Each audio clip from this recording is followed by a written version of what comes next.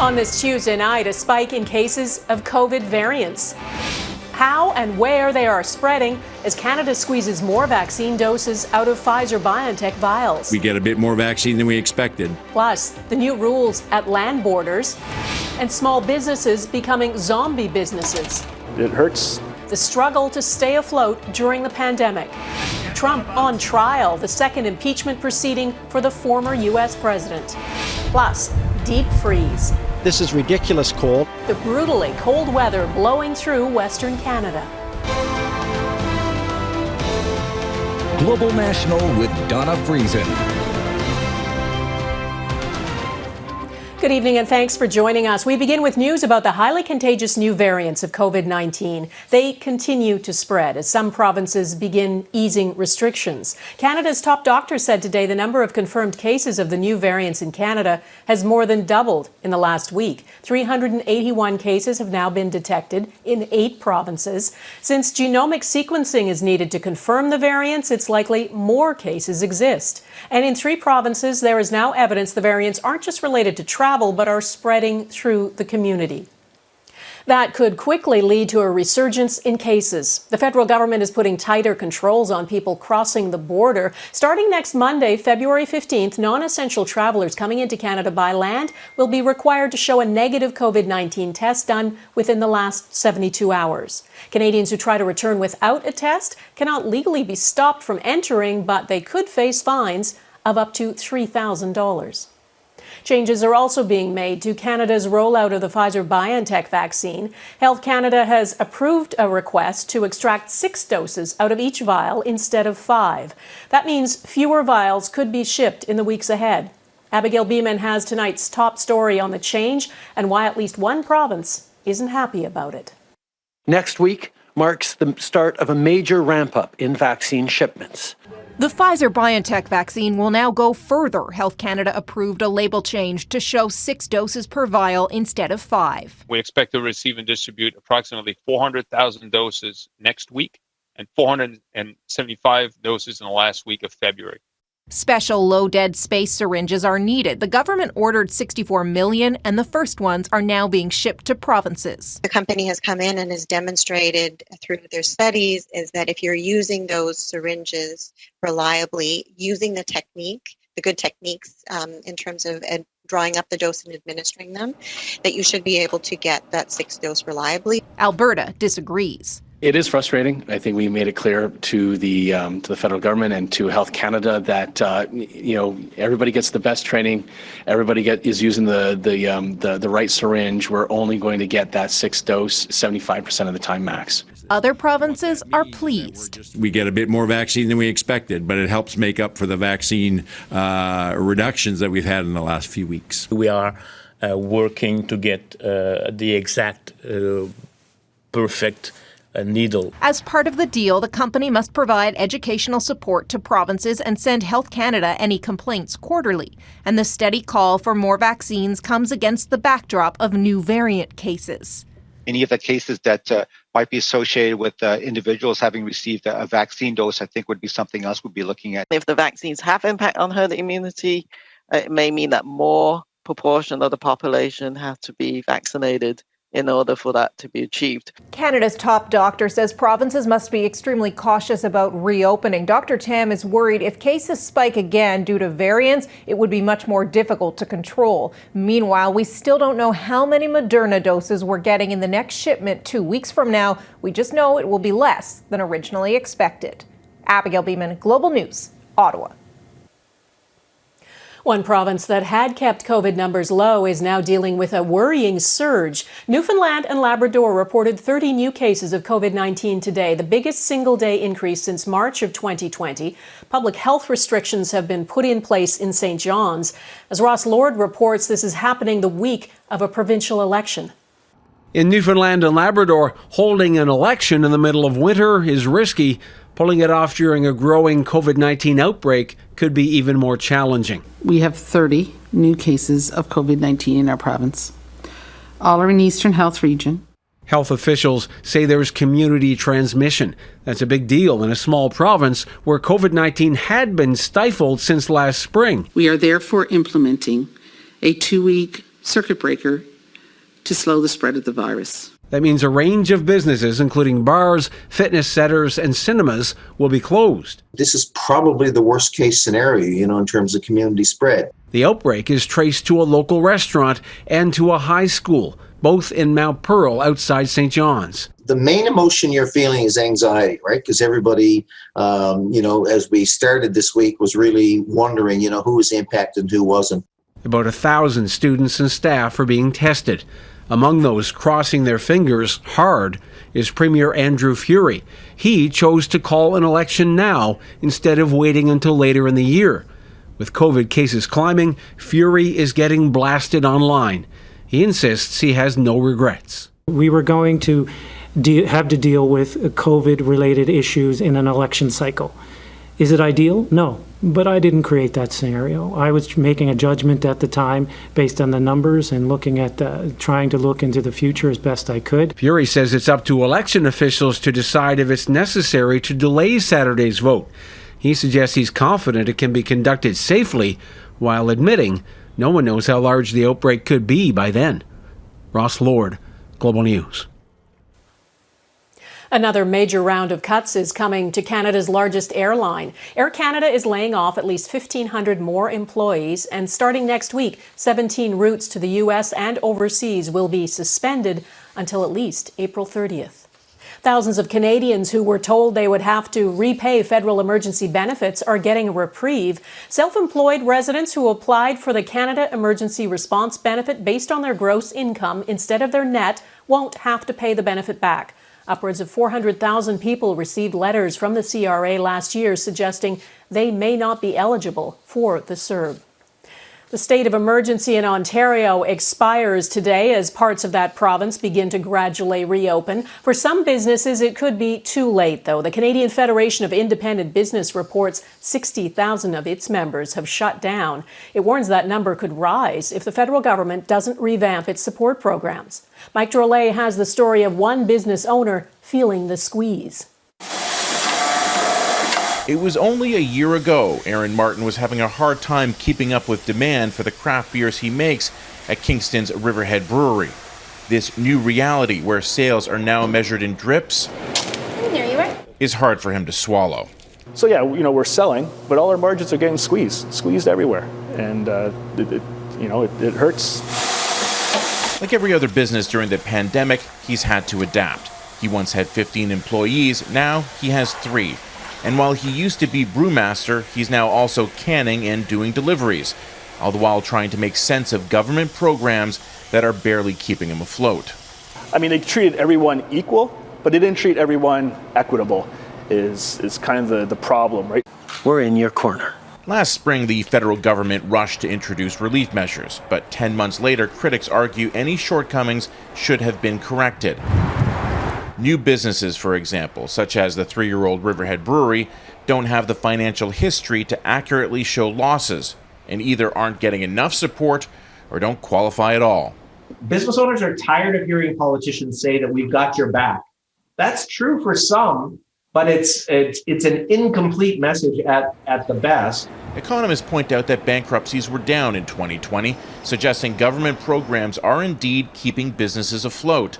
But Craig Alexander warns that will end quickly if critical issues like debt forgiveness aren't addressed.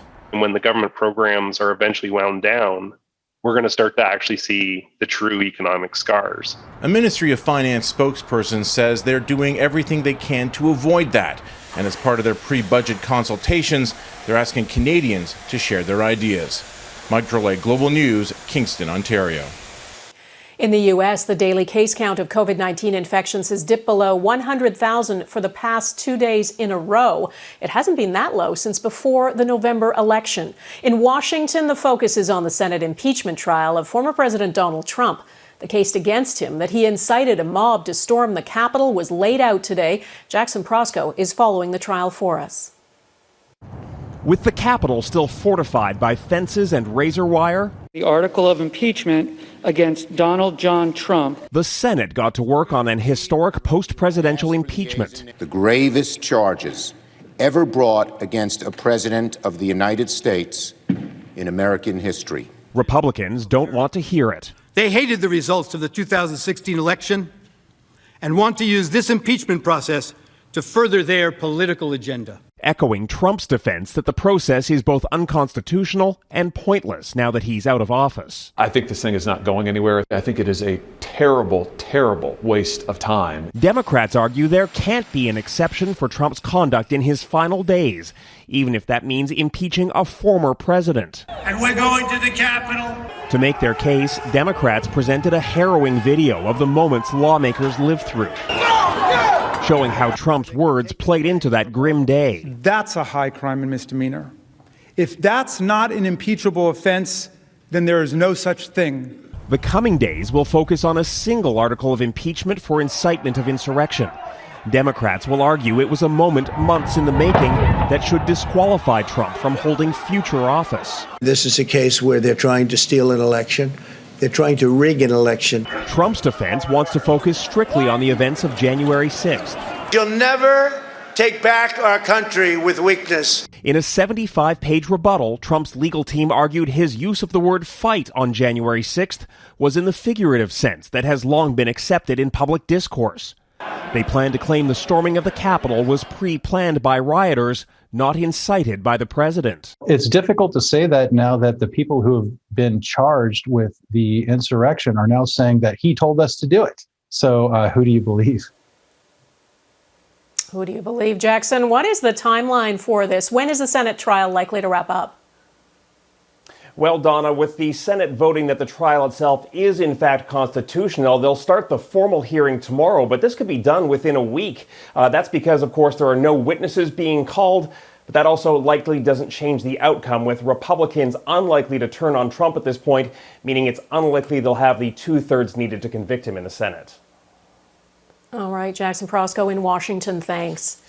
The House of Commons Defense Committee here in Canada has unanimously agreed to conduct a study into allegations of inappropriate behavior by Canada's former top soldier, General Jonathan Vance. This is over and above a military police investigation into allegations Vance had an ongoing relationship with a woman he significantly outranked. Today, Prime Minister Justin Trudeau was asked about what he knew about the allegations of inappropriate behavior towards female subordinates. I think Canadians just want to know what you knew.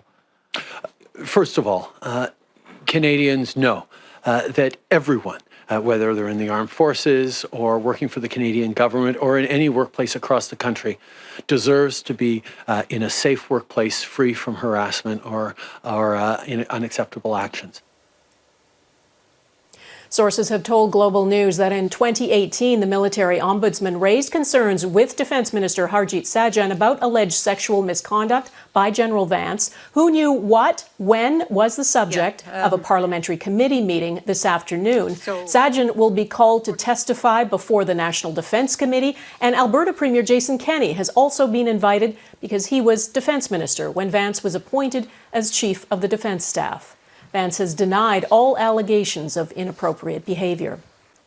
From revoking a policy to reinstating it, coming up, the Alberta government's U-turn on coal mining.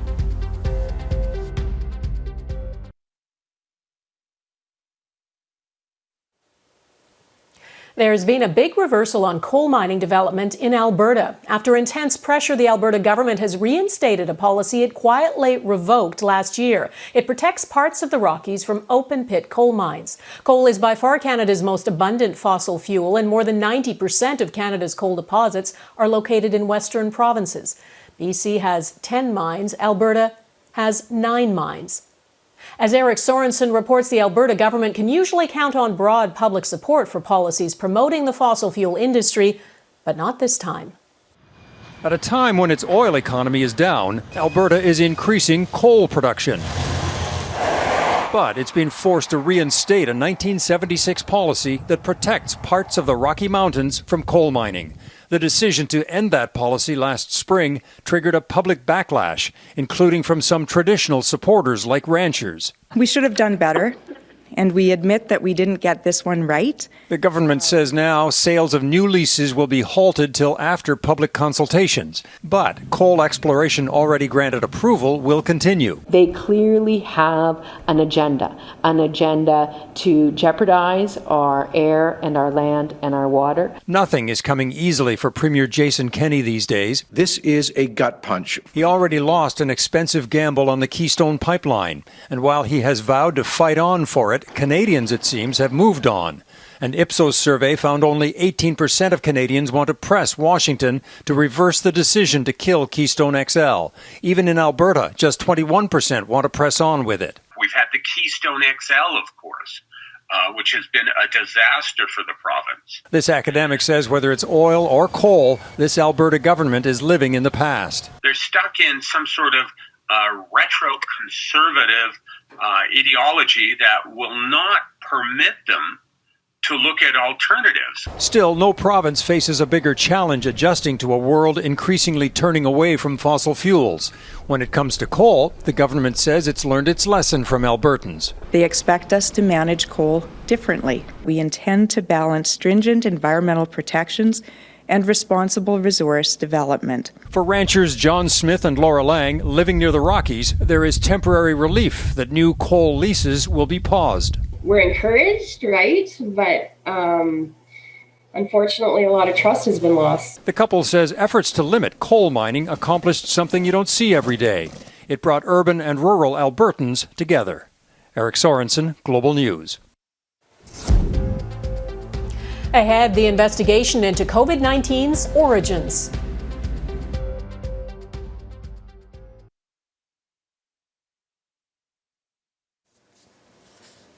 Austria is now restricting movement from a popular winter tourist destination because of new variant concerns. The government there has announced it will require a negative coronavirus test from anyone leaving the Alpine province of Tyrol.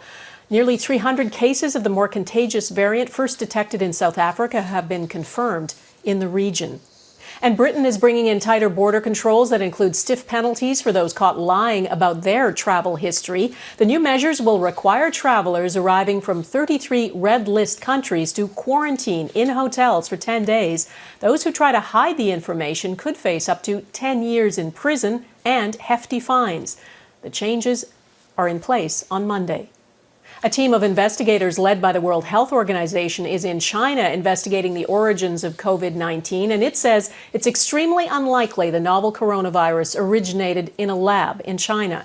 The investigators say they didn't find anything to support what is widely considered to be a conspiracy theory. All the work that has been done on the virus and trying to identify its origin continue to point towards a natural reservoir of this virus and similar viruses in bat population. The team says it is still unclear how the virus jumped from animals to humans. The seafood market, where it was first discovered in Wuhan, is still the focus of the investigation, including whether frozen animal products sold at the market may have been a source of transmission. Can you hear me, Judge? I can hear you. I think it's a filter. Can kittens practice law? On Zoom they can. That's next.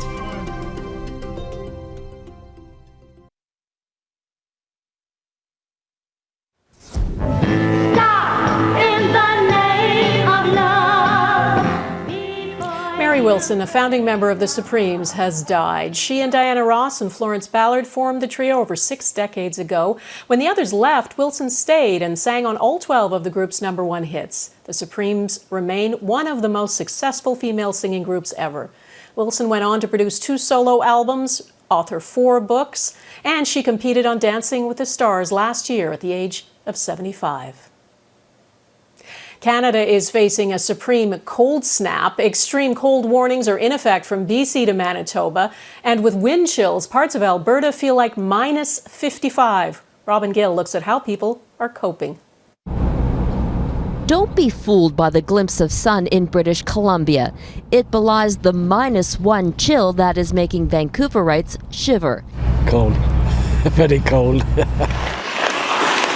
In Alberta, the game must go on at the world's longest hockey tournament, despite the deep freeze in that province. We're all stiff and trying to stay warm and putting beeswax on our cheeks to keep the frostbite away. The prairies are bearing the brunt of the bone-chilling weather.